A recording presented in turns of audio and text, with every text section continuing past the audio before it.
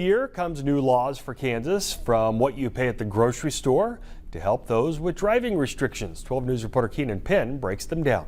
2025 is expected to bring many things, including some new laws for Kansas. Senate Bill 500 is helping get people back on the road. Revoked driving privileges affects more than 3,000 people in the city of Wichita. Some have their license revoked over things like unpaid traffic tickets. This year, the state and city are working together to get drivers back behind the wheel with a restricted license. You'd be able to do the really essential things that allow you to participate in society and take care of your family. Like driving to doctor's appointments and going to the grocery store. And there lies a new decrease for shoppers all around the state. As of 2025, the state sales tax on groceries is a thing of the past, making it easier on lower income families. Some of the literature suggests that the health impacts are financial. It can be really challenging for families who are already struggling to pay expenses like housing, utilities, medical expenses, and other household needs.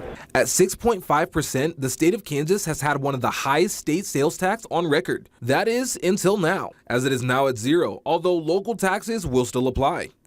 Another change this year, pay increases for Kansas legislators. The base pay will start at $43,000 with more for leadership. Supporters hope the pay increase will help encourage more people to run for office. Keenan Penn, 12 News.